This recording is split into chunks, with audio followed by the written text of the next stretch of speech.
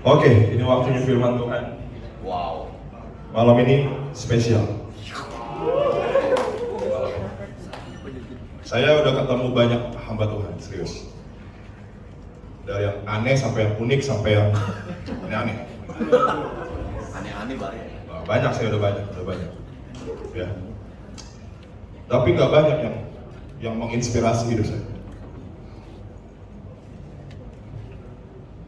Saya biasa cari inspirasi dari orang-orang bule.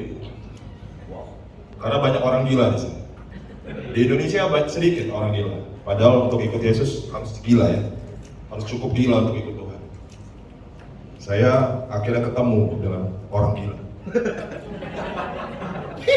Menginspirasi saya. Hantam saya banget. Kata-katanya, semua hidupnya, bahkan hidupnya. Ya.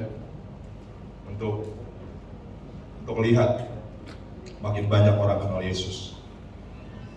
Amin. Amin. Kita percaya kita nggak cuma dipanggil Tuhan untuk duduk manis di sini, manas-manasin bangku gereja, pakai AC, Wow. nyanyi lagu barat yang kita nggak ngerti.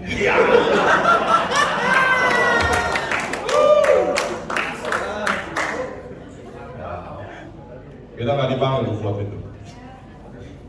Yesus bilang begini, pergilah, beritakan Injil kepada semua makhluk, jadikan semua bangsa muridku.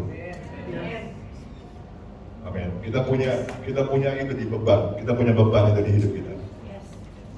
Dan kita banyak nggak ngerti gimana melakukannya. Amin. Saya juga bertahun-tahun, siapa yang saya bisa tiru? Siapa yang saya bisa apa ya? Nah, saya ketemu orang gila ini. Kita sambut aja. Yuk, Mas Aan. Ini jauh dari Malang. Dia jauh dari Malang. Ini orang gila. Mas Aan.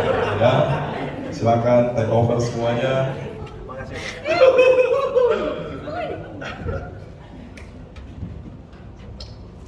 Karena saya diperkenalkan sebagai orang gila, jadi orang gila nggak perlu perkenalan.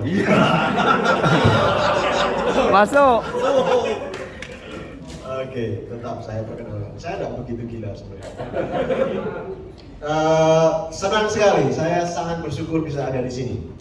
Jadi nama saya Aan, masih cukup muda saya.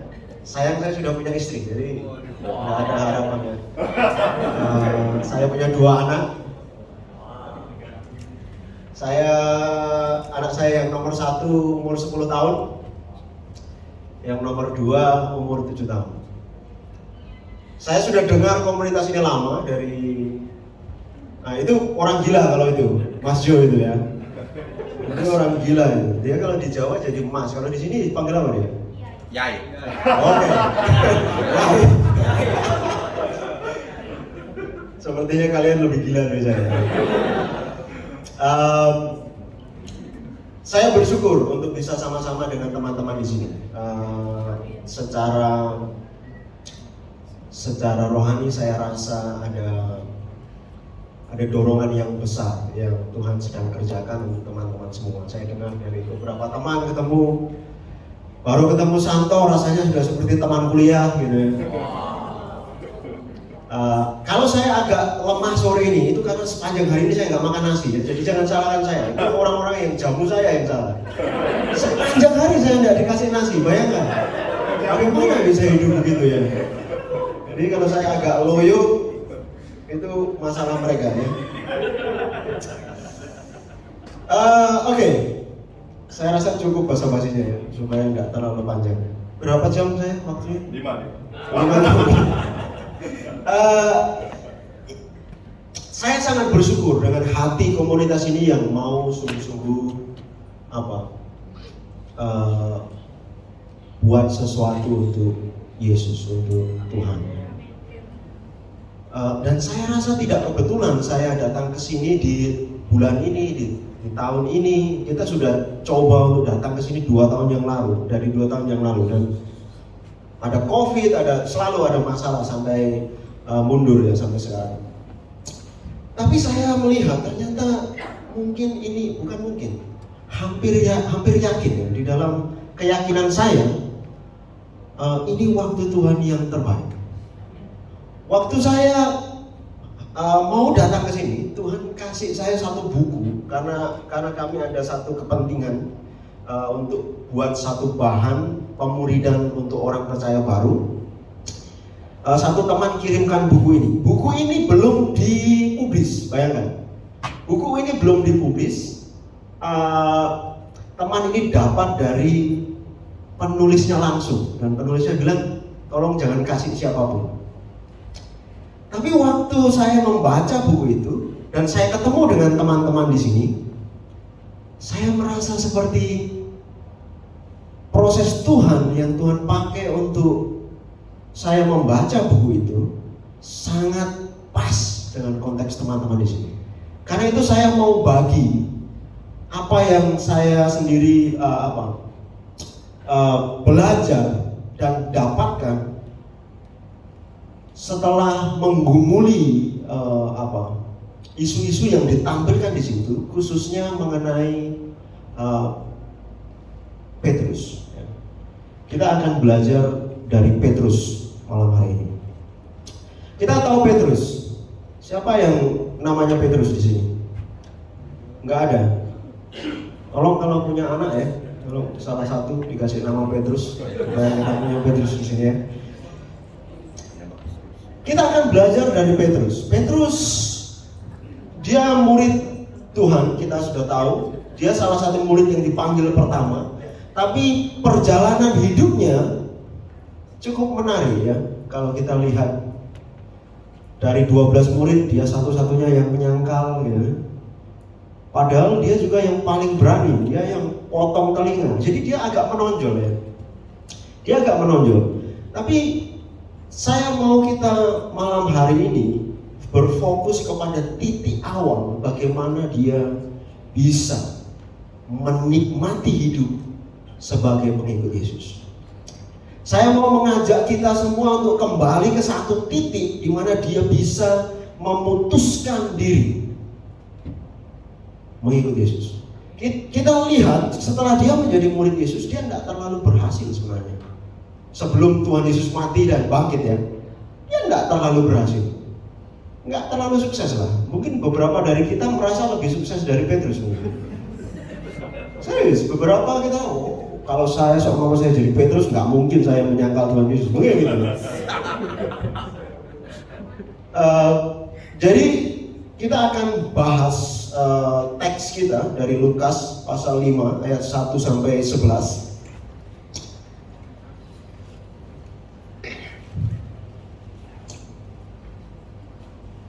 Lukas pasal 5 ayat 1 sampai 11. Dan kita akan belajar mengenai sebuah permulaan.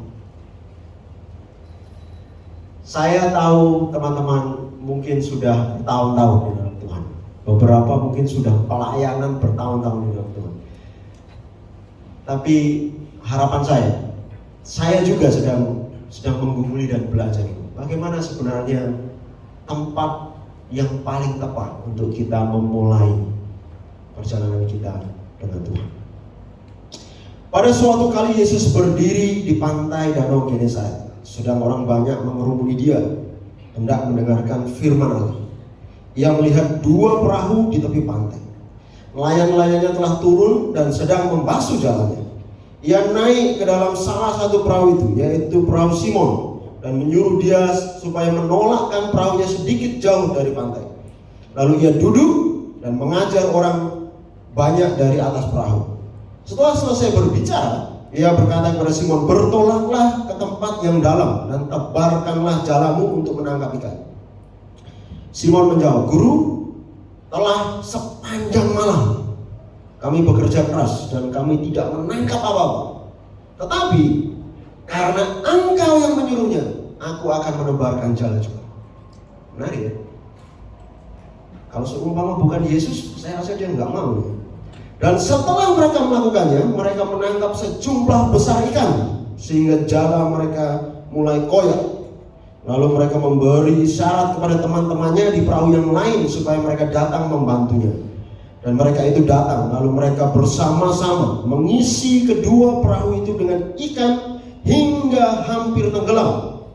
Ketika Simon Petrus melihat hal itu, ia pun tersungkur di depan Yesus dan berkata, "Tuhan, pergilah daripadaku, karena aku ini seorang pendosa." Sebab ia dan semua orang yang bersama-sama dengan dia takjub oleh banyaknya ikan yang mereka tangkap. Demikian juga Yakobus dan Yohanes, anak-anak Zebedeus yang menjadi teman Simon. Kata Yesus kepada Simon, "Jangan takut. Mulai dari sekarang engkau akan menjala manusia." Dan sesudah itu mereka menghela perahu-perahunya ke darat.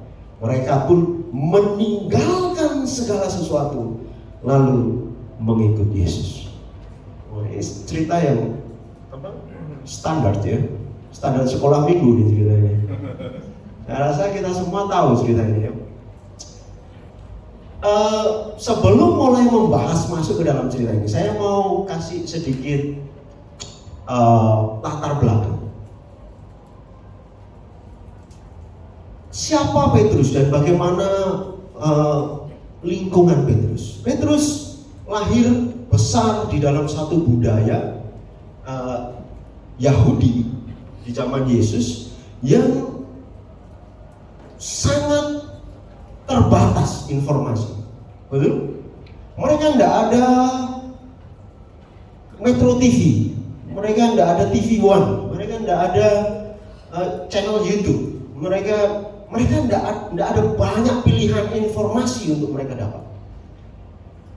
Dan dalam budaya Yahudi yang sangat terbatas dan tertutup itu, mereka ada di dalam kehidupan sosial yang berpusat kepada kitab-kitab Perjanjian Lama. Di sinagog dia dengar kitab-kitab Perjanjian Lama terus disampaikan, diucapkan. Pada hari-hari Sabat itu dipelajari. Waktu mereka masih umur 5 tahun, mulai umur 5 tahun mereka mulai menghafalkan ayat-ayat Perjanjian Lama. Jadi Petrus tahu dan menggumuli dan paling tidak aktif atau pasif. Dia mendengarkan atau terlibat di dalam pergumulan-pergumulan untuk mencari makna kitab-kitab Perjanjian Lama, tulisan-tulisan suci yang diturunkan turun-temurun dari generasi ke generasi, yang dipelihara begitu rupa oleh generasi-generasi rabi dalam budaya Yudaisme. Dan itu adalah satu-satunya struktur berpikir yang dia ada. Betul? Khususnya tentang penantian Mesias ya. Mereka menanti-nantikan, mereka menggumuli. Jadi saya merasa cukup bertanggung jawab untuk kita untuk bilang Petrus hidup besar dan mengerti ekspektasi orang Yahudi secara umum. Dan dia dibesarkan di dalam budaya untuk memahami, mengerti, bertumbuh di dalam nilai-nilai Perjanjian Lama. Yang menarik kalau kita membaca di dalam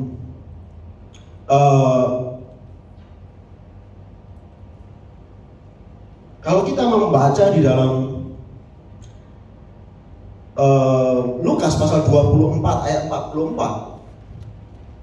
Salah satu bisa tolong baca? Bacakan pasal 24 ayat 44 Lukas.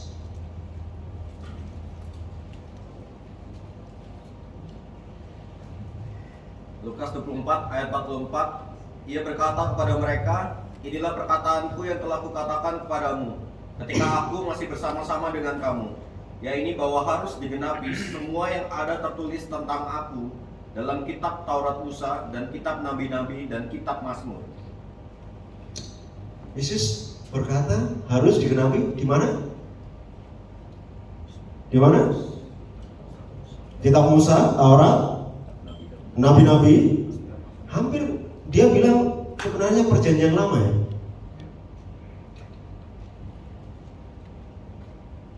Yesus dengan sengaja ambil konteks ini, budaya yang sangat terbatas dan tertutup ini, untuk menyatakan dirinya.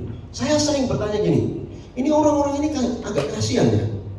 Dia tidak ada informasi seperti kita. Kita sekarang bisa pilih, mau pendeta yang seperti apa? Ya kan, karismatik. Wah, ada banyak channel kita bisa buka. Mau pilih pilihan menu rohani apa? Petrus gak ada menu.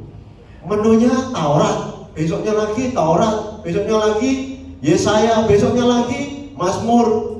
1 tahun kemudian balik di ayat-ayat yang sama.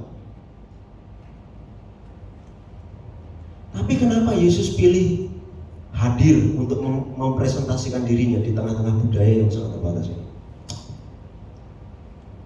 Apakah informasi dan sumber yang begitu banyak adalah kelebihan untuk kita?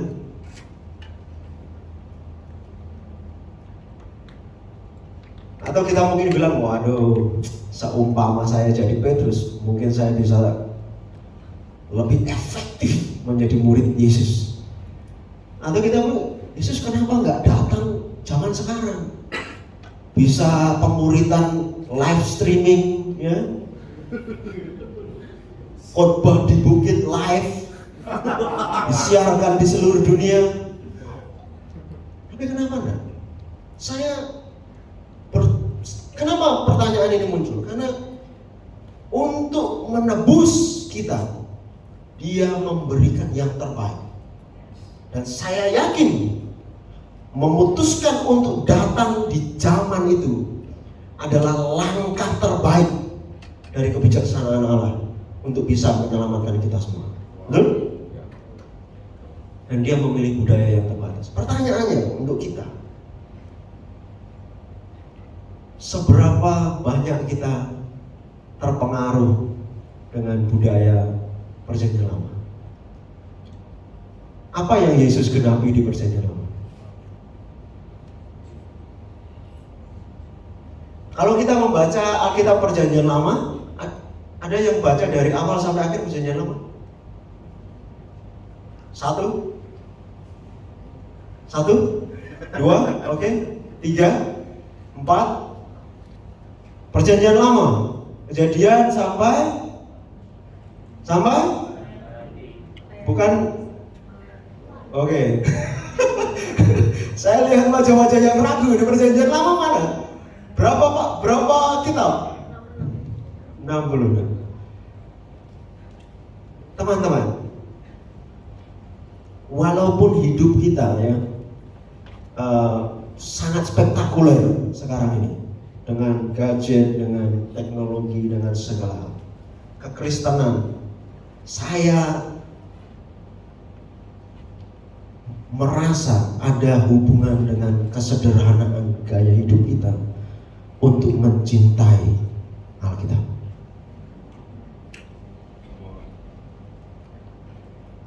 Kalian tidak akan bisa ketemu Yesus kalau kalian tidak selesai baca Alkitab. Maaf, saya harus bilang. Karena dari kitab-kitab yang kita baca, ayat-ayat yang kita baca, Yesus memberi konteks untuk bisa bertemu dengan kita.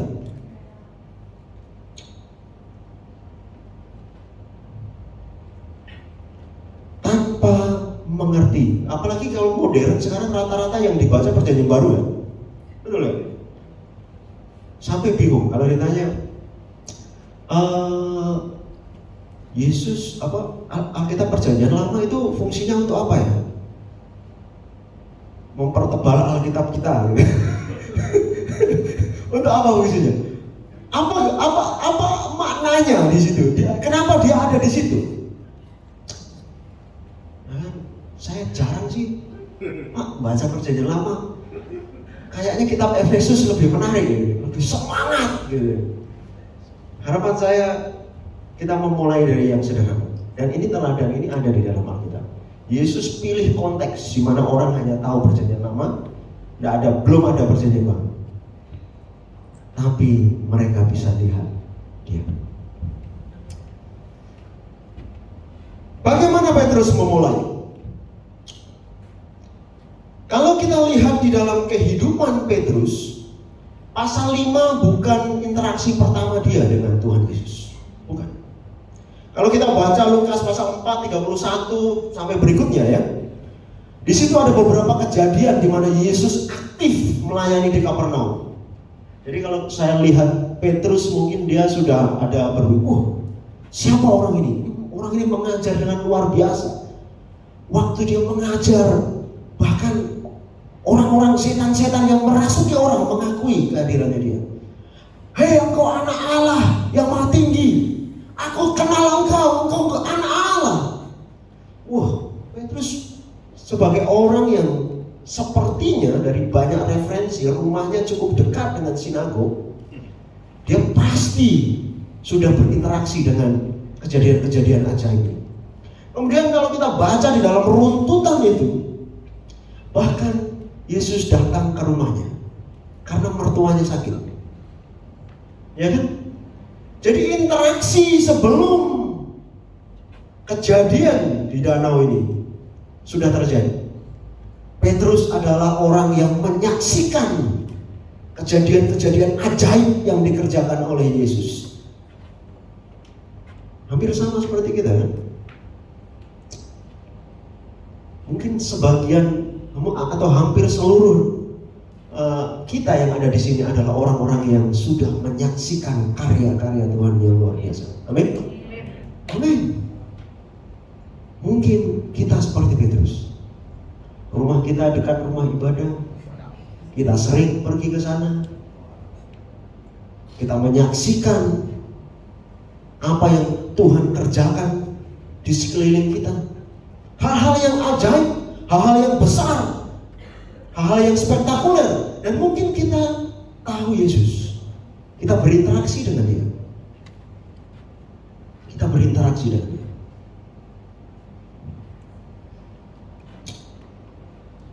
Saya minta sekali lagi kita baca ayat Lukas pasal 5 ayat 1 sampai 11. Bisa bergantian supaya enggak saya aja, saya sudah cukup lapar soalnya. Jadi kalau bisa bergantian sangat menolong saya ya. Silakan. Lukas pasal 5 ayat 1 sampai 11 bergantian.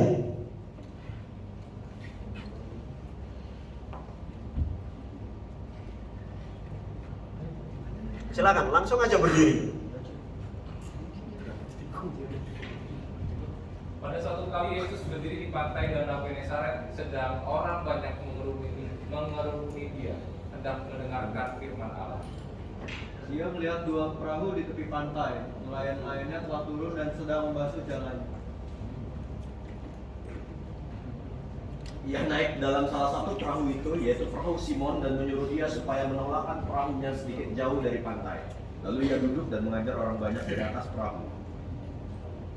Setelah selesai berbicara, ia berkata kepada Simon, "Bertolaklah ke tempat yang dalam dan tebarkanlah jalamu untuk menangkap ikan." Simon menjawab, "Guru, telah sepanjang malam kami bekerja keras dan kami tidak menangkap apa-apa. Tetapi karena engkau menyuruhnya, aku akan menebarkan jala juga." Dan setelah mereka melakukannya, mereka menangkap sejumlah besar ikan sehingga jala mereka mulai koyak. Lalu mereka memberi isyarat kepada teman-temannya di perahu yang lain supaya mereka datang membantunya.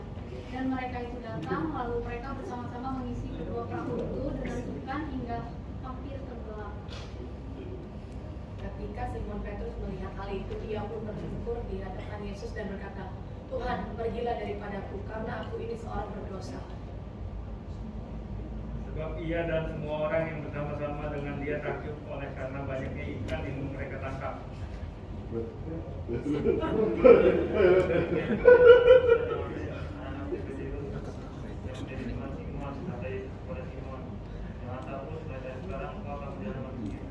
Dan sudah mereka mengelar perahu-perahunya ke darat, mereka pun meninggalkan segala sesuatu lalu mengikut Yesus. Oke. Tepuk tangan.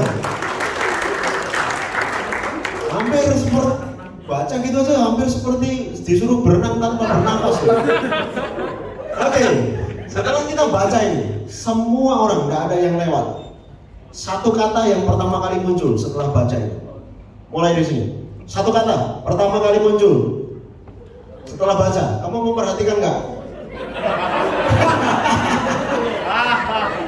Pertama kali muncul apa aja? Apa yang ada di kepala? Dari cerita itu apa? Nelayan apa? Jalannya koyak. Jala koyak. Perahu. Ikan. Tidak mendapat apa-apa. Tidak mendapat apa? Kasihan. Oke, yang paling berkesan itu dia. Penjala manusia. Penjala manusia. Perahu. Nelayan. Ikannya banyak. Pengikut Yesus. Tebarkan jalamu. Perahu. Oke, belakangnya. Ya. Nelayan. Kalau nelayan sudah 3 kali, tidak boleh ada lagi nelayan. Ayo, sebelahnya. Ikan. Koyak. Perahu sudah 3 kali ya, nggak boleh yang lain ya. Pikirkan yang lain. Baca lagi Alkitabnya. Pikirkan. Silakan. Langsung belakangnya supaya selesai di sana. Penjala manusia, oke. Langsung aja, apa yang muncul pertama di kepala? Ini nggak ada penilaian. Tersungkur. Koyak sudah 3 kali. Oke. Berikutnya. Belakang.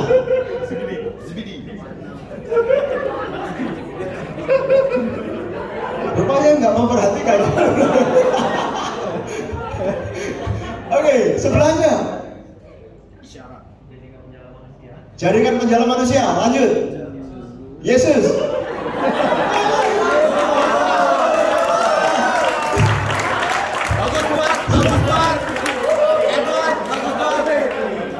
Dia sangat bangga bisa jawab Yesus ya. Apa?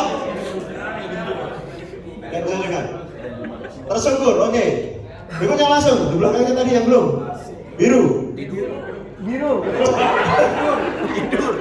Tidur. Pantai Danau, oke. Mukjizat. Simon Petrus. Jangan takut, oke. Lapar. Nggak ada ya? Nggak ada. Nanti.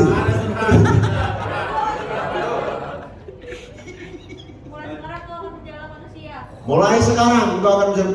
Saya bilang satu aja. Satu aja, oke. Ikan. Silakan.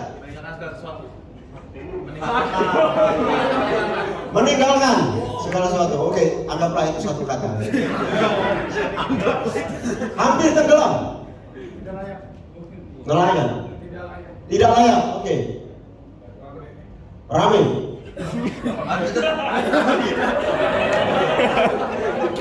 Oke, yang terpikir ramai, nggak apa-apa. Yang terpikir ramai, oke. Silakan. Pendosa, oke. Jangan takut. Urutan berikutnya, silakan. Zebedeus, oke. Zebedeus itu siapa?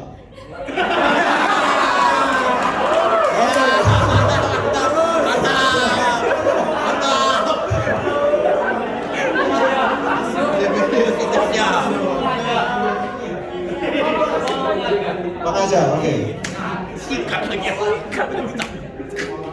Bertolaklah. Percaya. Berenang. Gak apa-apa, silahkan. Saya nggak ada penilaian ini. Silakan. Apa yang muncul pertama di kepala? Genesaret. Apa? Pembacaan segitu banyak yang diingat Genesaret itu. Sejarawan ini. Oke, sebelahnya. Jangan takut. Guru. Sekarang. Boleh, silakan. Silakan sebelahnya. Mengajar. Menjala manusia.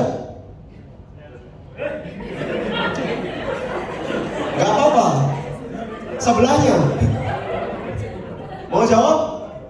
Nggak mau, oke. Nggak mau juga jawaban. Oke, silakan. Meninggalkan semua. Ikut Yesus. Takjub. Berdosa. Menangkap ikan. Meninggalkan segala sesuatu. Bertolaklah. Oke. Hampir tenggelam. Mengikuti. Penjala. Daratan. Berikutnya. Agak jauh ke sana. Ikut Yesus. Ajarkan. Mengajarkan. Oke. Bekerja keras. Wow. Pergilah. Oh, pergilah. Oke, nggak apa-apa. Pergilah. Silakan. Mengajar. Taat. Taat. Oke. Monggo, Kiai. Yai. Silakan. Mengikuti. Tersungkur. Langsung ke sebelahnya lagi. Takjub. Bro, walaupun boleh apa aja tapi ya jangan terlalu begitu, bro. Apa artinya mereka dalam semua? Oke, satu kata lain. Murid, agak lumayan lah. Mereka ini, ya nanti yang lain dia, kamu, apa habis. Oke, satu sebelah. Syarat. Ya. Isyarat. Oke. Silakan sebelahnya. Lanjut. Perjumpaan. Beruntung. Kerja keras. Guru. Orang berdosa. Makasih. Kalian sangat mendukung satu dengan yang lain. Oke. Sebelahnya.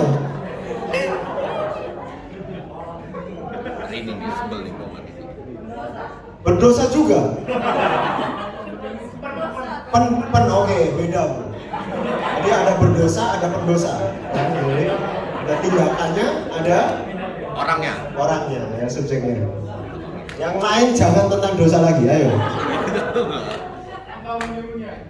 Engkau menyuruhnya, karena engkau menyuruhnya. Oh, ini kreatif nih. Oke. Sebelahnya. Pulanglah. Air, boleh. Laut. Silakan. Air, api, tanah. Jenis.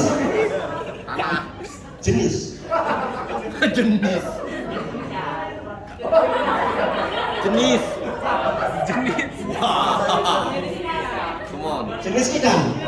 Oke, dari semua ayat itu, setelah baca, yang muncul jenis ikan. Mantap. Oke, berikutnya.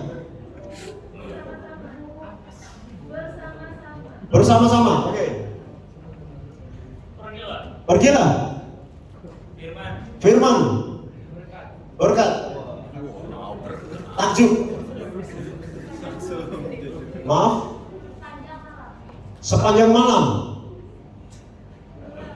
Tenggelam. Meninggalkan semua. Oke. Belakangnya. Mendengarkan. Mengikuti Yesus. Bertolaklah. Teman. Mana lagi urutannya? Tangkap. Perahu. Perahu tadi itu sudah terlarang loh. Iya. Turu belum. Darat, oke, darat boleh. Tinggal giliran terakhir ya. Oke, silakan. Ini belum. Silakan, ayo, yang belum. Ini bukan disuruh mengaku dosa, cuman giliran gini aja sudah susah nih. Ayo.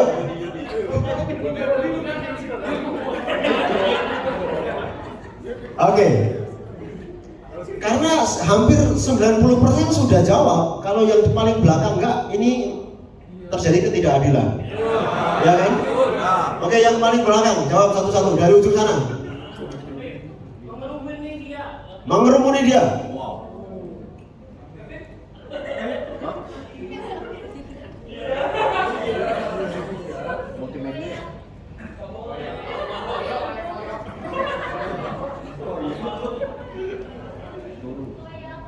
Koyak, oke.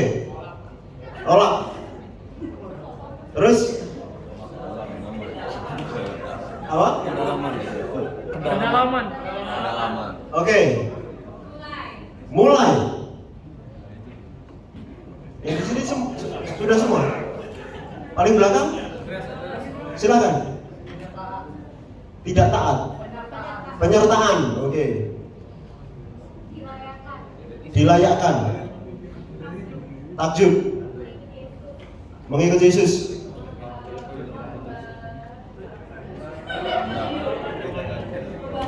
Membasuh.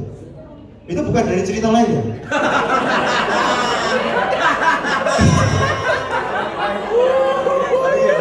Oke, membasuh jalannya. Oke, silakan.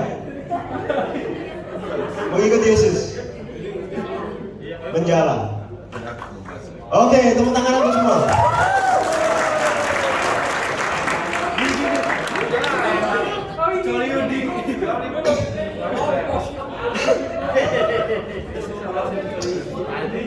Kalian tahu nggak? Kalau ini terjadi di zaman sekarang dan kita melihat perbuatan Yesus nih, kalau Petrus ada di paradigma umum, ya umum pelayanan Kristen sekarang, mungkin dia akan wah ini kesempatan bagus untuk buat promo kekuatan rohani untuk KKR.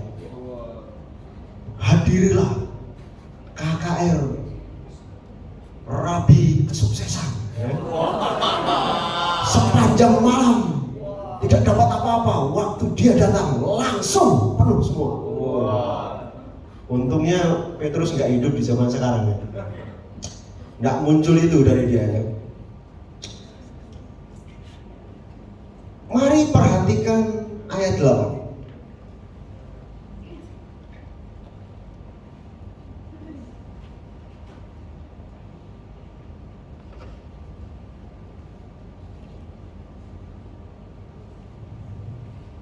Ketika Simon Petrus melihat hal itu, ia pun tersungkur di depan Yesus dan berkata, "Tuhan, pergilah daripada, karena aku ini seorang pendosa."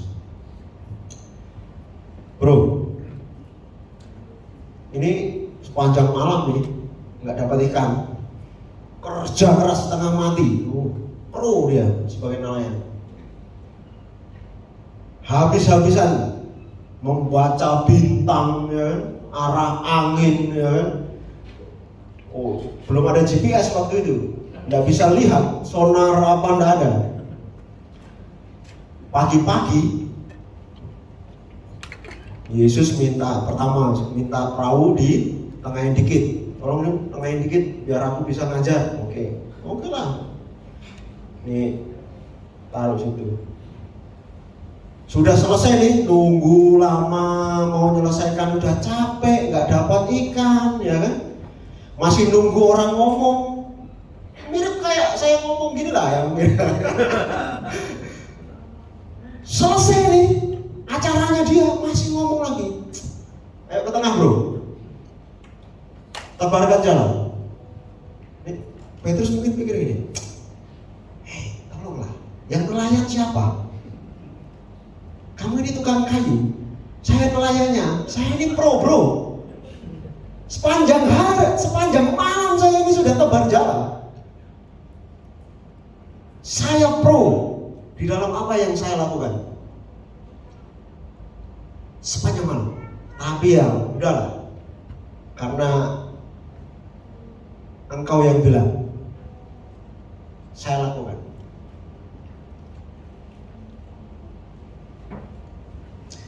Coba perhatikan, berapa lama kita pikir kita sedang pro melayani Tuhan dengan cara kita.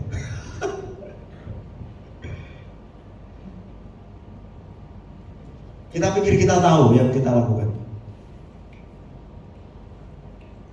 Kita bisa pekerja bank, pekerja pabrik, punya pabrik, bahkan kita bisa pendeta juga. Kita bisa punya aktivitas apa saja, tapi semua aktivitas kita jangan-jangan bukan ikut Yesus. Kita ikut Yesusnya 2 jam hari Minggu, waktu penyembahannya enak. Terus pulang, sama seperti Petrus mau pulang ke rumahnya. Buat yang sama, aktivitas sama, cara mempertimbangkan hidup yang sama.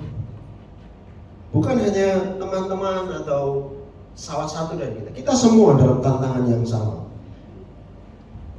Kita mungkin merasa sudah tahu apa yang harus kita kerjakan.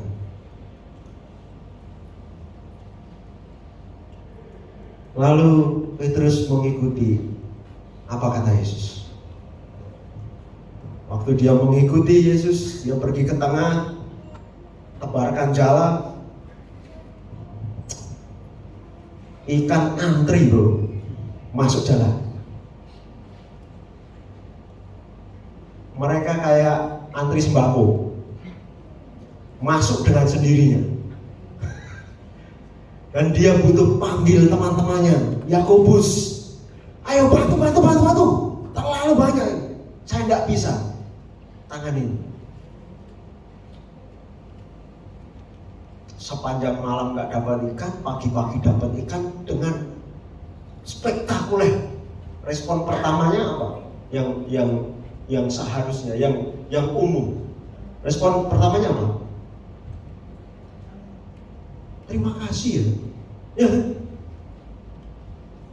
Ini dia bilang terima kasih pun enggak. Apa yang terjadi di sini? Dia enggak bilang terima kasih, atau paling enggak dia bilang, wah bagaimana bisa begini misalnya ya, atau wah gimana kamu lakukan ini? Bagaimana bisa tahu ada ikan di situ? Ada banyak kemungkinan respon dari Petrus, tapi dia merespon, Tuhan pergilah daripadaku, karena aku ini seorang berdosa.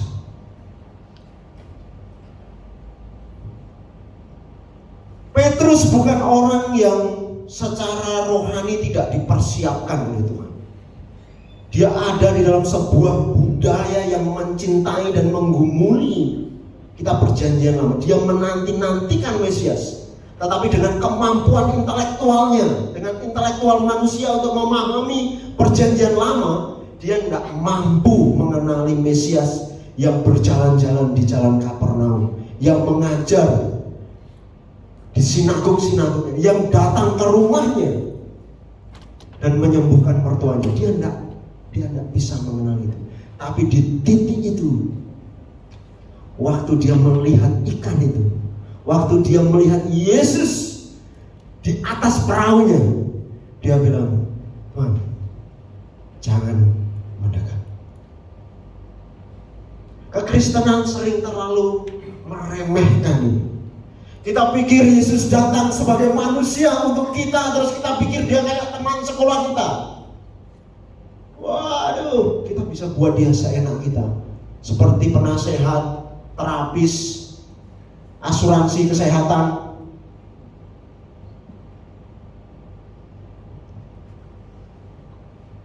Kita bisa terus menjadi Petrus yang lihat pengajaran Yesus, mujizat-mujizatnya, tapi tidak kenal dia, tidak bisa lihat manusia ini yang punya hidung sama seperti saya, punya mata, punya telinga, punya kaki yang sama bentuknya. Dia adalah pribadi yang berbeda. Saya dan dia ada dalam jarak yang tidak bisa terjangkau. Kita sering bilang, wah, datang ke Yesus seolah-olah itu sesuatu yang ada di dalam kapasitas kita. Karena kerohanian kita, pelayanan kita, prestasi-prestasi yang kita punya, kita pikir kita bisa begitu saja mendekati dia dan mengenal dia. Malam hari ini saya rasa saya mau bawa satu berkat rohani untuk teman-teman yang ada di sini. Sama seperti Petrus, dia kenal Yesus sebelumnya, tapi dia buta siapa Yesus. Sebelumnya dia mendekati Yesus biasa saja, tapi waktu Yesus membuka mata rohaninya, dia bisa lihat, Tuhan, saya manusia berdosa.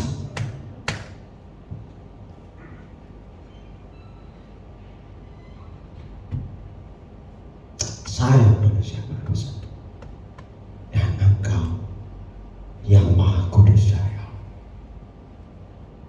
Tidak ada kemungkinan untuk kita bisa ada di tempat yang sama. Solusi kita hanya satu, Engkau pergi atau aku yang pergi. Kita seperti air dan minyak, kita seperti terang dan gelap.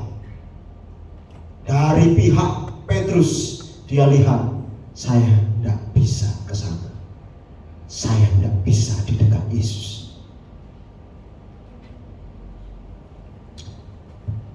Tapi Yesus punya ide lain. Dari sudut pandang Petrus, tidak ada kemungkinan untuk bisa bersama-sama dengan Yesus. Tapi Yesus punya solusi. Jangan takut, karena mulai dari sekarang kamu akan menjadi penjala manusia.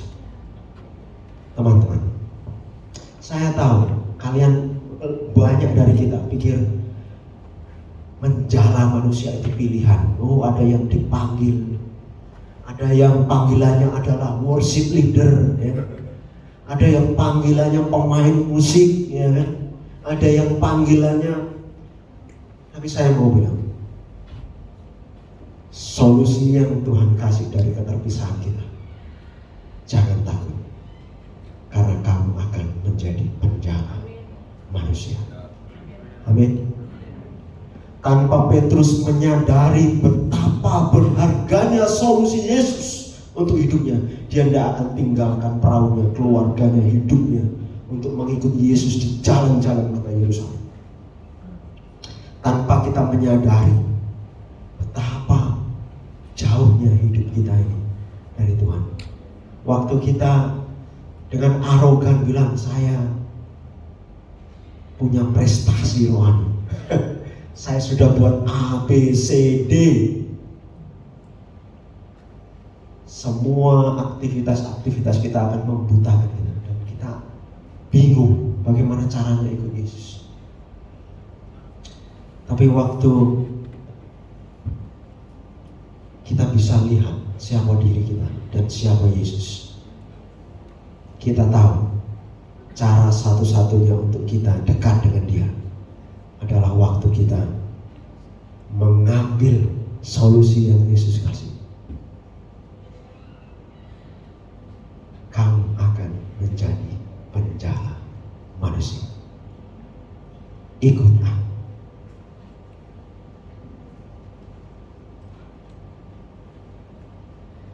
Tidak ada pilihan.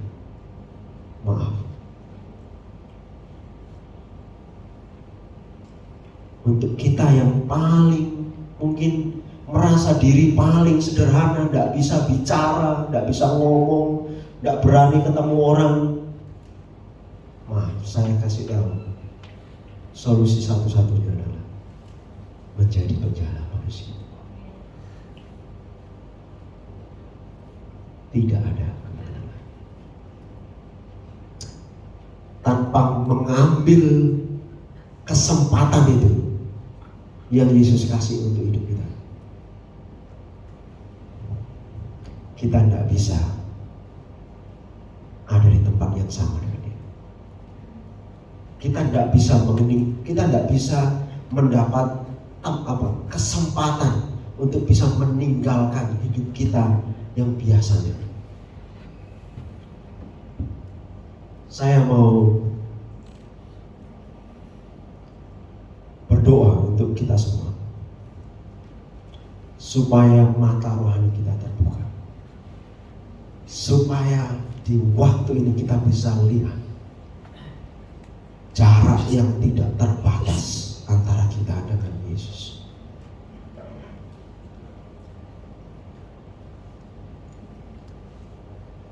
Dan kita bisa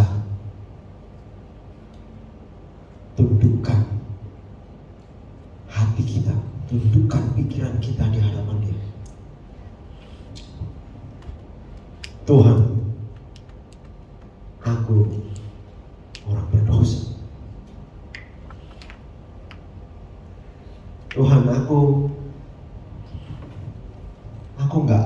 tidak layak untuk ada di sini bersama dengan Engkau.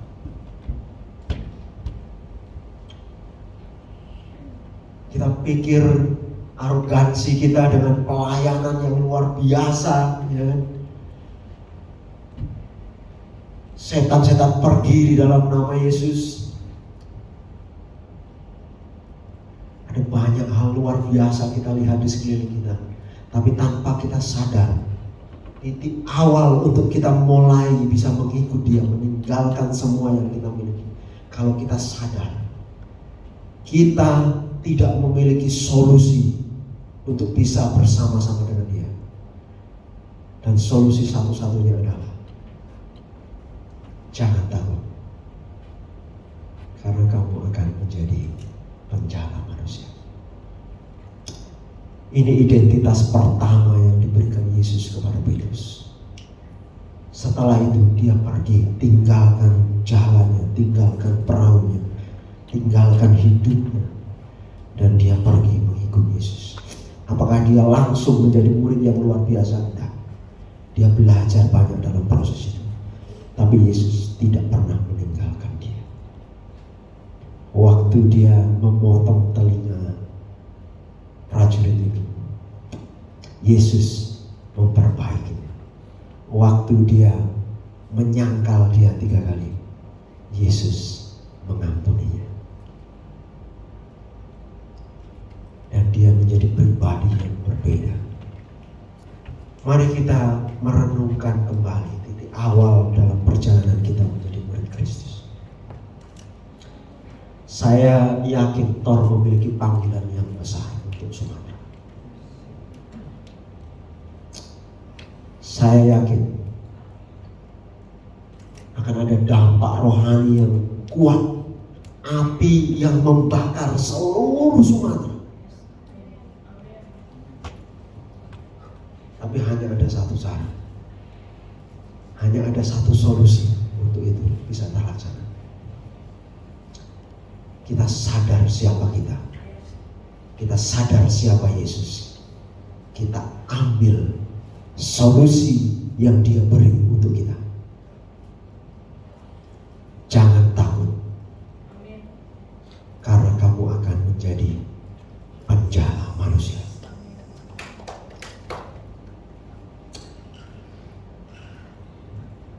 Kalau kita merasa selama ini kita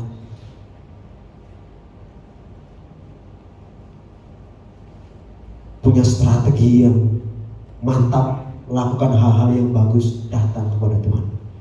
Karena mungkin jala itu, perahu itu gak cocok untuk apa yang Yesus mau lakukan untuk Sumatera.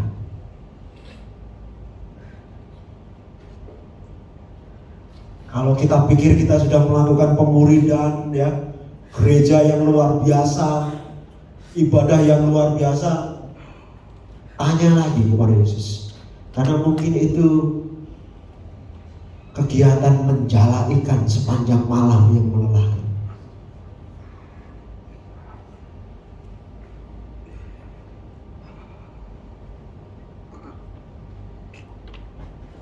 Kalau kalian sudah coba dan gak lihat sesuatu, tanya Yesus. Mungkin kalian sedang sibuk dengan kehebatan kalian sendiri. Tapi malam ini, di dalam nama Yesus, saya berdoa supaya mata yang tertutup melihat Yesus malam hari ini. Di dalam nama Yesus, kita lihat Dia, kita lihat Dia dengan mata kita, dan kita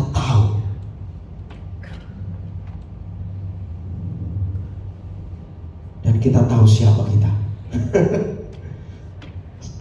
Siapa saya, siapa saudara. Kita semua pendosa, tapi Dia kasih kita harapan. Untuk pendosa-pendosa seperti kita, Dia datang di dalam hidup kita, menunjukkan kuasa-Nya, menyatakan dirinya, dan Dia bilang, jangan takut, karena kamu akan menjadi penjala manusia. Di dalam nama Yesus, di dalam nama Yesus, di dalam nama Yesus, di dalam nama Yesus, di dalam nama Yesus.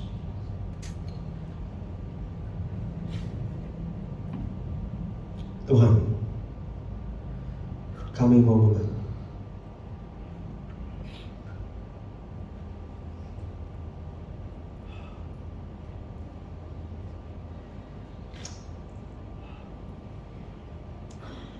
mengaku siapa kami, Tuhan.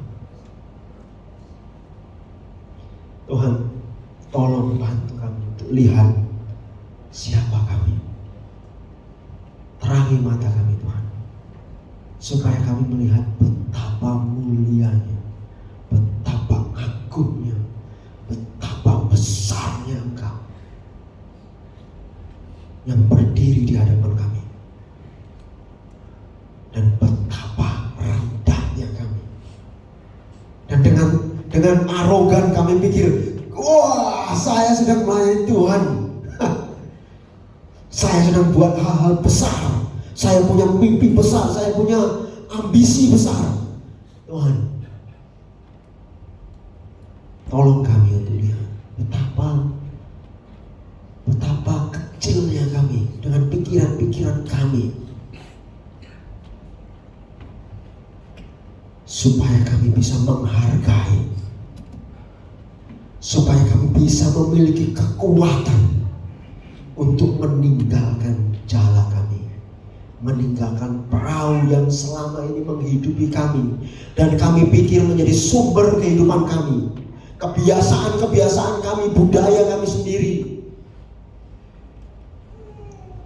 agama kami, bahkan supaya kami memiliki kekuatan untuk bisa bilang, mengikut Engkau saja, mengikut Engkau saja, mengikut Engkau saja Tuhan, menjadi penjala manusia seperti yang Engkau mau.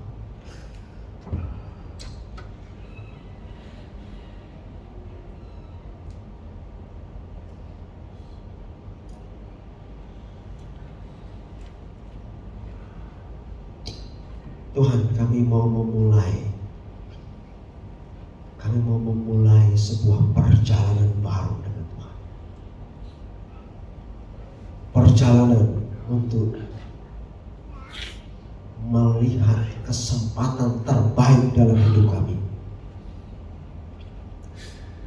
untuk dekat dengan Engkau, untuk mengambil identitas kami kami bukan penjala ikan lagi. Kami bukan penjala ikan untuk dijual di pasar lagi.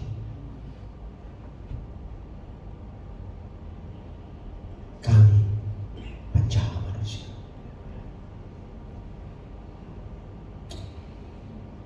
Tuhan, saya berdoa untuk generasi Tor di tempat ini. Tuhan, saya digerakkan hati saya dengan anak-anak muda yang hatinya rindu melihat Tuhan, melihat kemuliaan Tuhan untuk Sumatera, untuk Lampung. Tuhan, saya meminta di dalam nama Yesus untuk setiap orang yang duduk di atas kursi-kursi ini, Tuhan, supaya mereka tidak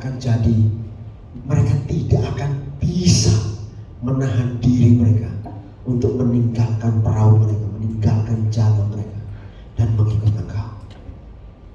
Mereka tidak akan pulang dan hidup seperti biasanya. Tidak ada lagi kemungkinan untuk mereka pulang dan kembali dalam rutinitas biasa. Mereka akan pulang dan mereka akan mengikut Engkau. Mereka akan pulang dan mereka akan merombak semua budaya hidupnya untuk mengikut Engkau. Mereka akan pulang dan mereka akan kasih segalanya. Segalanya. Bukan 10%, bukan 20%. Semuanya.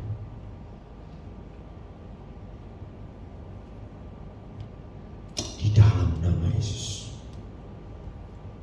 Di dalam nama Yesus kami berdoa. Amin. Saya kembalikan Mas Andrea. Terima kasih.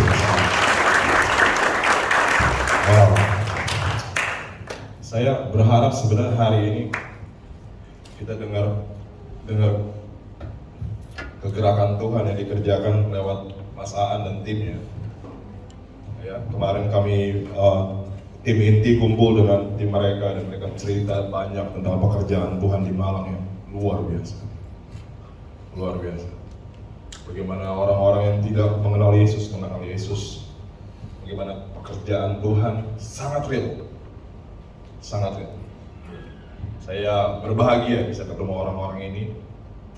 Dan tapi malam ini Mas Aan sharing esensi, dia bicara tentang esensi. Dia nggak banyak testimoni, padahal dia punya banyak. Kalau dia mau buka cerita, wah bisa satu malam nggak selesai ya, Mas Aan.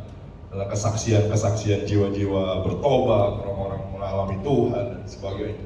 Banyak sekali dia punya cerita dia bisa kasih. Tapi malam ini dia bagi esensi, yaitu mengikuti Yesus. Amin. Saya semua bangkit berdiri, kita selesai. Minggu depan kita akan coba bagi hati ke kamu, mau bagi visi kurang lebih. Ya. Saya pernah bilang kalau gereja seharusnya tidak jadi kapal pesiar, di mana orang masuk, dengar musik bagus, duduk nyaman, makan enak, ya. Gereja bukan itu. Gereja nggak pernah didesain buat kayak gitu. Gereja didesain jadi battleship, kapal tempur, untuk menghancurkan semua perbuatan musuh. Dan kita lihat hari-hari ini perbuatan musuh apa? LGBT gila-gilaan. Ya. Dulu mungkin 10-15 tahun yang lalu yang kita hadapi narkoba. Gereja berhadapan dengan para pemakai narkoba, bandar-bandar narkoba. Tapi coba sekarang lihat, gereja hadapi apa? LGBT. Gila, kemarin saya ke kafe, minum kopi ya. Kasirnya itu pria, cowok, rambutnya cepak kayak sapang, kumisan. Tapi pakai capit rambut warna pink. Saya mau bayar kopi, kok gini kasirnya? Saya mau bilang pertempuran kita nggak mudah, guys. Ya, pertempuran ini nggak mudah. Dan saya percaya gereja dipanggil bukan cuma, oh lihat dunia ini hancur ya, terus kita diam saja. Saya percaya kita dipanggil untuk seperti Yesus. Dia bawa reformasi. Amin. Dia tabrak semua standar yang ada, standar hidup yang ada waktu itu. Dia tabrak semua. Dan kita percaya gereja dipanggil dengan cara yang sama. Saya percaya gereja dipanggil bukan jadi kapal pesiar, tapi kapal tempur. Untuk melawan semua nilai-nilai yang iblis tanam atas dunia ini. Ini kita kasih lihat, ada nilai kerajaan Allah yang gak tergoncangkan, gak berubah. Dunia bisa berubah kapan aja, cepat. Tapi kerajaan ini enggak. Dia sama, dahulu, sekarang, selama-lamanya. Amin. Minggu depan saya berdoa karena bisa hadir, kita mau share, kita mau bagi hati, visi Tuhan. Apa yang Tuhan mau kerjakan. Amin. Karena saya nggak mau kalian cuma kumpul-kumpul aja di sini. Terus kayak di kapal pesiar, santai-santai, ya. Oh, khotbahnya bagus, ya. AC dingin, ya. Musiknya oke lah, walaupun gua nggak ngerti lagunya, ya. No, saya nggak mau. Kalau kamu cari kapal pesiar, bukan kapal pesiar, ini kapal tempur. Welcome to the battlefield. Kita akan bahas apa yang kita mau lakukan.